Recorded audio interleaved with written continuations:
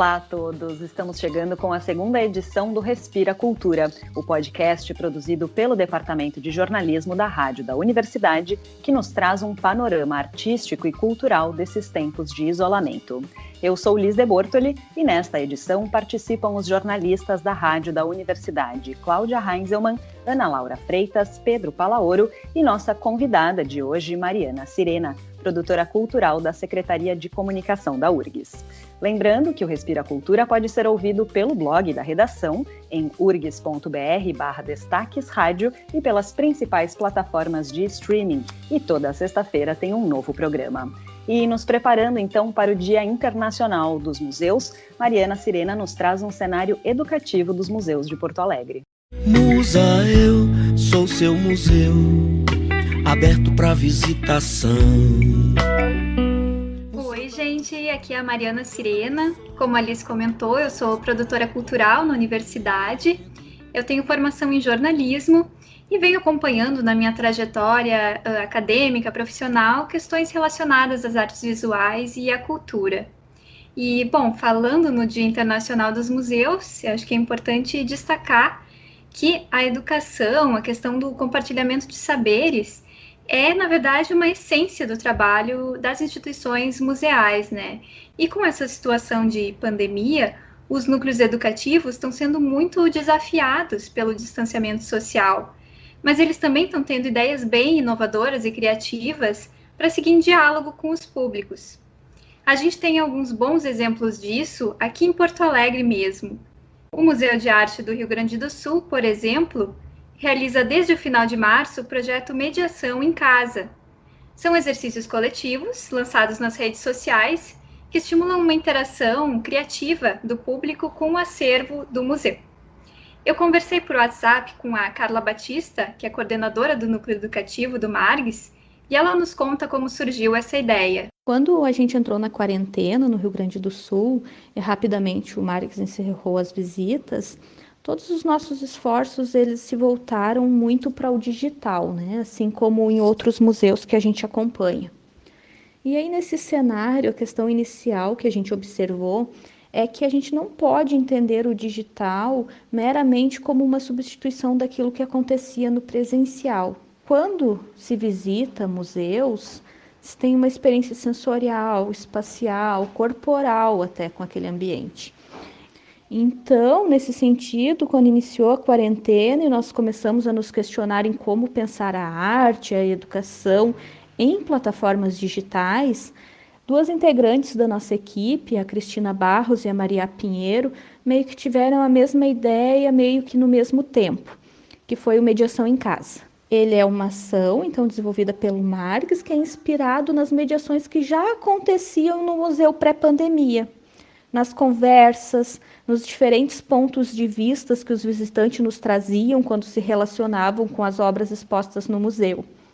Nessa ação, se escolhe um trabalho do acervo do museu e, a partir do próprio trabalho e também da investigação realizada pelo artista, pela artista que realizou esse trabalho, dos procedimentos que foram adotados na construção daquela obra, então se cria alguns exercícios que convidam as pessoas nas redes sociais do museu a interagirem com aquela obra, se apropriando dos seus códigos, ressignificando a obra, e isso a seu modo, com as ferramentas que essa pessoa dispõe nesse período e a partir, é claro, das suas próprias referências. Então, nesse sentido, mediação em casa, no nosso entendimento, é efetivamente uma ação de educação em artes visuais desenvolvida em uma plataforma digital. Museu. Só para citar alguns exemplos dessa ação, já foi proposta a produção de autorretratos em espelhos, inspirados pela obra Meu Ponto de Vista, da Mariane Rotter.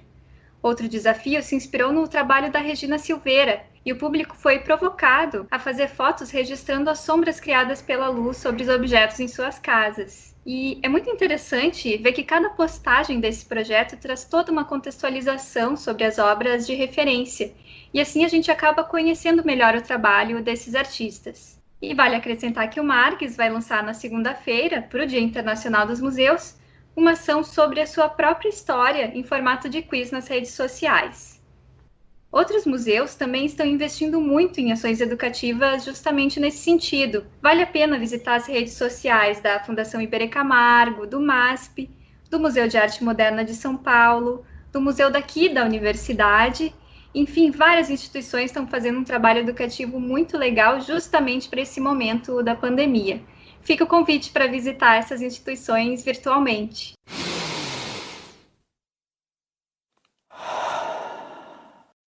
Mariana, tem muitas instituições mundo afora com propostas virtuais, né, interessantes para todo tipo de público, né? E eu visitei virtualmente, né, na última semana, muitos museus mundo afora, e todos eles também têm material educativo, didático, né, específico para professores que querem abordar esses temas artísticos e culturais dentro de sala de aula. Visitando cada uma dessas instituições, eu vejo como é importante chamar atenção para todo o que está disponível online sobre os museus e os acervos, né? O Museu do Louvre, em Paris, por exemplo, também está fechado durante esses dias para visitas, mas as visitas virtuais guiadas já são um clássico, né? Admito que nunca tinha visitado ou feito essas visitas virtuais. No site ainda estão disponíveis pequenos documentários relacionados aos acervos, né? Assim como apresentações aprofundadas de obras importantes que estão no museu. Sem dúvida, vale a pena visitar lá louvre.fr, é o site do museu. Outro museu com grande material online é o Metropolitan Museum of Art de Nova York. Lá estão disponibilizadas mais do que uma caminhada, né, pelos ambientes do museu, como acontece no Museu de Paris. Mas tem muitas obras que podem ser apreciadas detalhadamente, diretamente de casa. O site deles é metmuseum.org. Vale muito a pena. Eu também gostaria de destacar o Museu Reina Sofia, da Espanha, que tem um acervo focado na arte contemporânea. Eles também têm uma grande coleção de arte da segunda metade do século XIX, que é muito interessante. E o que é mais legal no caso deles é que eles aproximam a arte dos debates atuais, o que permite que uma visita no Reina Sofia realmente nos permita refletir sobre os nossos dias, né? O site do museu é museureinasofia.es. Por fim, eu destacaria o MALBA, que é o Museu de Arte Latino-Americana de Buenos Aires. Esse, além de possuir obras icônicas da Frida Kahlo, por exemplo, e do Daniel Riviera, possui aquela que é vista como uma das obras mais icônicas da arte brasileira, o Abapuru, da Tarsila do Amaral. E algo que me chama ainda mais atenção nesse museu é o quanto eles destacam não apenas as artes visuais, mas quanto a literatura, por exemplo, também está presente na curadoria das coleções apresentadas por ele. Tudo pode ser visto lá no site deles, que é malba.org.ar.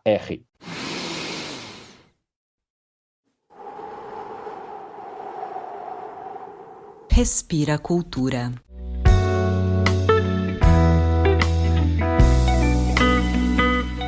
Como a Mariana e o Pedro já falaram, os museus, neste tempo de ficar em casa, estão tendo que se reinventar. As instituições de todo o mundo suspenderam, né, suas exposições, mas ainda assim nós podemos conhecer os acervos destes museus sem sair de casa.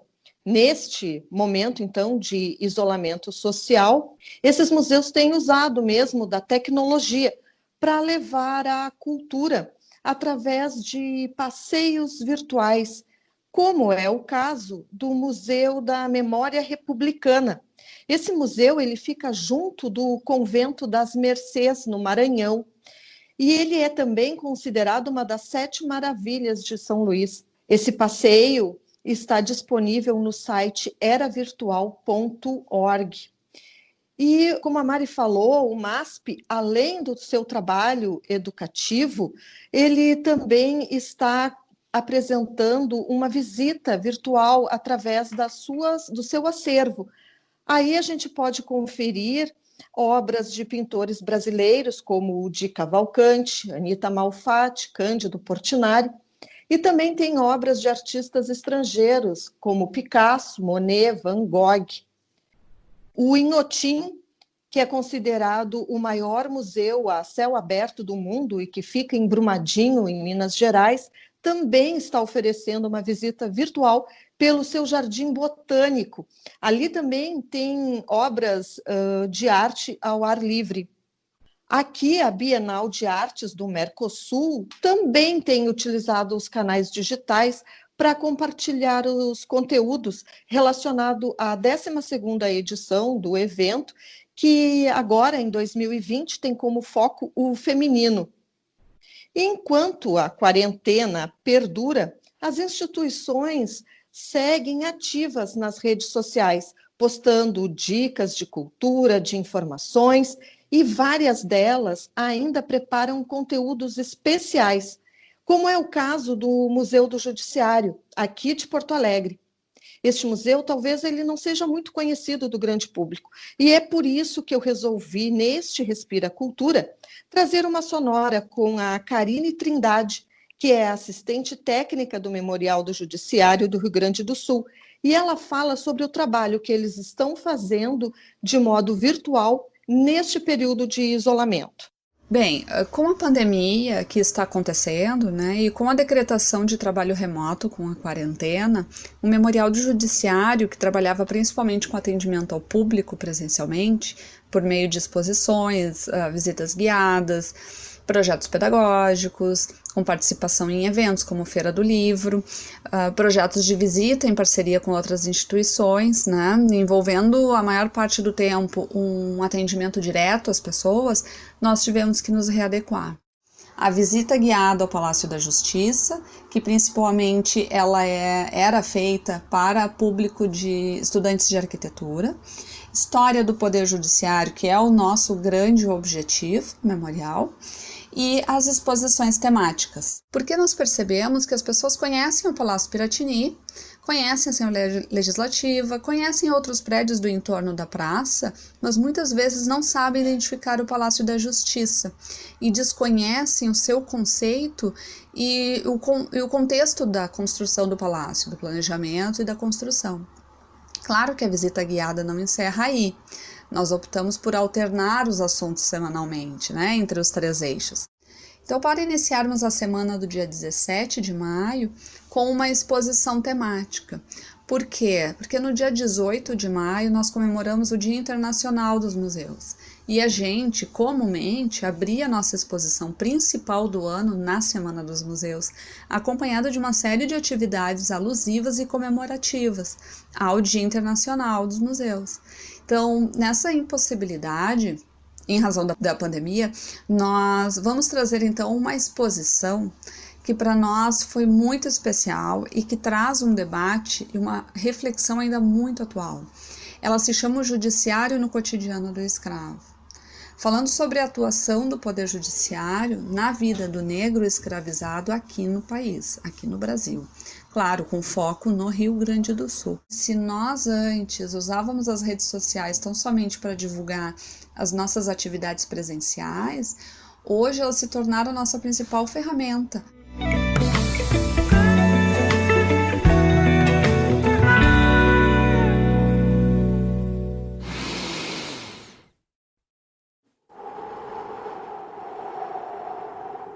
Respira Cultura.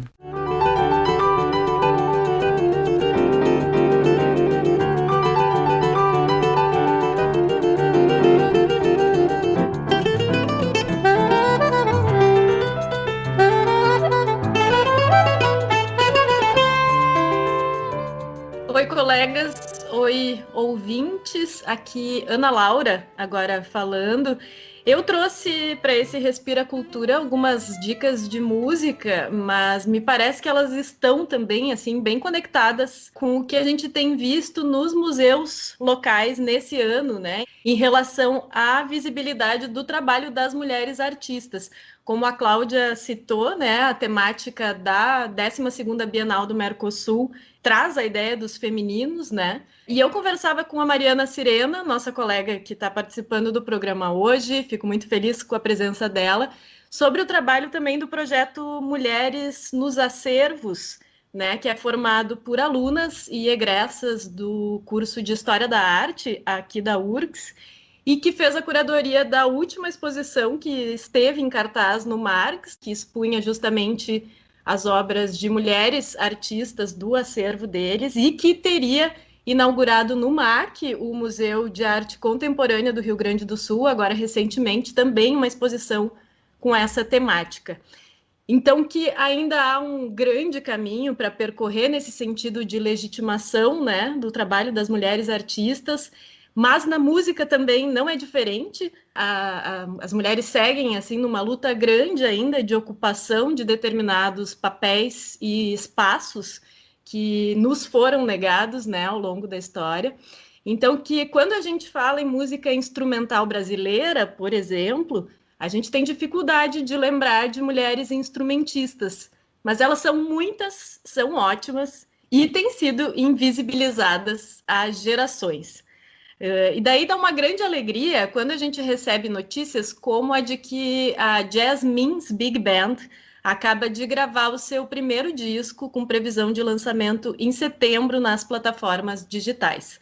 A Jasmine's é uma big band lá de São Paulo, inteiramente formada por mulheres. Outra novidade é um disco recém-lançado pela saxofonista Daniela Spielmann e pela pianista Sheila Zaguri. As duas são artistas de larga carreira dentro e fora do país. A Daniela recebeu indicação ao Grammy Latino pelo primeiro CD solo dela, em 2001, e fez parte da banda do Altas Horas, do Serginho Groisman. A Sheila é professora na Escola de Música da UFRJ, e as duas têm trajetórias também de pesquisa com um trabalho sobre o choro e as gafieiras no Rio de Janeiro. Elas tocam juntas há uns 20 anos e assinam, então, os arranjos, direção e produção musical desse disco. O CD se chama Entre Mil, Você. Ele é dedicado ao mestre Jacó do Bandolim. São 9 músicas dele e 2 do filho dele, o Sérgio Bittencourt, autor, por exemplo, do clássico Naquela Mesa, uma homenagem ao pai. E nos seus olhos era tanto brilho que mais que seu filho eu fiquei seu fã. Hits do Jacó nas rodas de choro, como Receita de Samba, Bole Bole, Doce de Coco e Santa Morena, ganham outras sonoridades nesse disco, com arranjos às vezes jazzísticos e mesmo camerísticos. Elas têm vários músicos convidados, então as formações vão variando a cada música. Doce de Coco, por exemplo, aparece em um duo de sax e violoncelo, belíssimo, aliás, com a violoncelista Caterine Bent.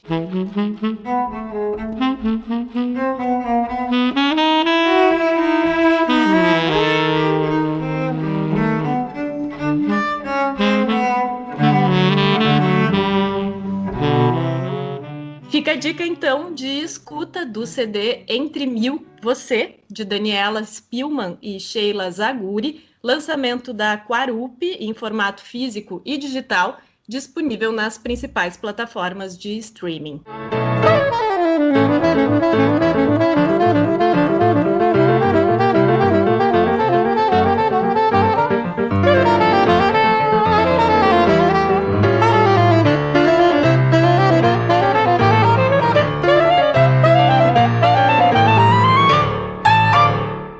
E ainda uma última dica que eu queria dar, a jovem violonista Thaís Nascimento vai fazer uma live comemorativa dos seus 26 outonos na terça-feira, 19 de maio. A Thaís é aluna de mestrado no programa de pós-graduação em música aqui da URGS e tem um trabalho grande com obras de mulheres compositoras. A live tem transmissão a partir das 7h30 da noite na página da Thaís no Facebook. É Thaís Nascimento, Thaís com H. E a Thaís, que é uma artista socialmente bem engajada, assim, decidiu estabelecer como ingresso para a apresentação dela uma contribuição espontânea para campanhas que angariam fundos para mulheres em situação de violência e vulnerabilidade na plataforma Apoia-se, o Mulheres Mirabal e Apoio a Diaristas. Eu vou deixar os links todos de tudo que eu falei, incluindo esses, na descrição desse episódio.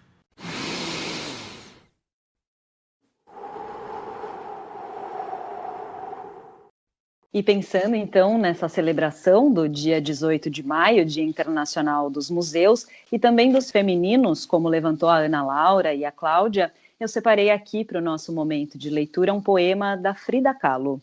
O livro Frida, a biografia de Hayden Herrera, conta que nos diários da artista mexicana tinha essa passagem, escrita após uma exposição individual de Frida, ocorrida em 1953, em que ela listou, em forma de poesia em prosa, alguns de seus quadros.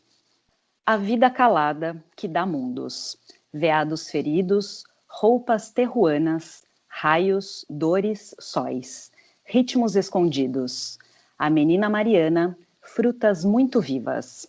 A morte se afasta, linhas, formas, ninhos. As mãos constroem, os olhos abertos, os diegos sentidos, lágrimas inteiras são todas muito claras, cósmicas verdades que vivem sem ruídos. Árvore da esperança, mantenha-se firme.